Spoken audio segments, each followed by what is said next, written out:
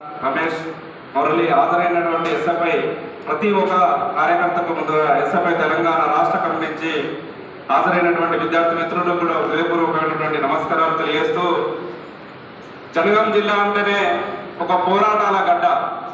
జనగాం జిల్లా ఏ ఊరికెళ్ళినా ఏ పల్లెకెళ్ళినా జనగాం జిల్లాలో అనేక వీరుల యొక్క చరిత్ర అక్షర సత్యంగా మనకు ఊరు ముందు కనబడతాయి. ఏది స్తూపాలతో ఎర్రటి స్తూపాలతో ప్రతి ఊరిలో జనగాం జిల్లాలో ఎక్కడికి వెళ్ళినా కనబడతాయి.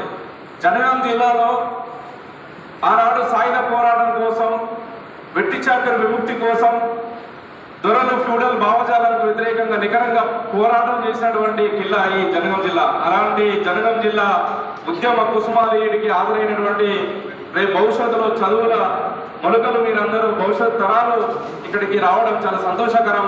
ఈరోజు ప్రధానంగా ఎస్ఎఫ్ఐ జిల్లా మహాసభల్లో రేపు భవిష్యత్తులో ఎస్ఎఫ్ఐ ఈ జనగాం జిల్లాలో విద్యారంగ సమస్యల పరిష్కారం కోసం ఒక ఛాంపియన్లా మరింత ఎస్ఎఫ్ఐ ఉద్యమాన్ని బలోపేతం చేసుకోవడం కోసం ఈ మహాసభలు జరుగుతున్నాయి.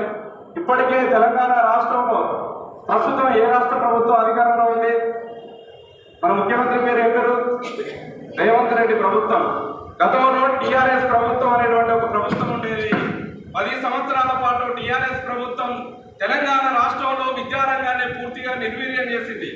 విద్యారంగాన్ని మొత్తం కార్పొరేట్ ప్రైవేట్ వర్గాలకు అమ్ముకునేటువంటి విధంగా టీఆర్ఎస్ ప్రభుత్వం ఆనాడు చేసింది. అయితే కొత్తగా వచ్చినటువంటి ప్రభుత్వం ఇది కాంగ్రెస్ ప్రభుత్వం.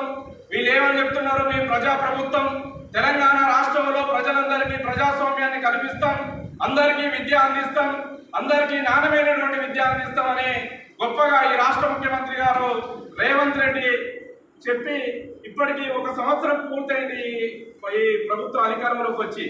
అయినా కూడా విద్యారంగ సమస్యలు ఏమాత్రం పరిష్కారం చేయడంలో ఈ రాష్ట్ర ప్రభుత్వం గత ప్రభుత్వం లాగే వ్యవహరిస్తుంది తప్ప ఏమాత్రం విద్యారంగాన్ని పట్టించుకుంటుంది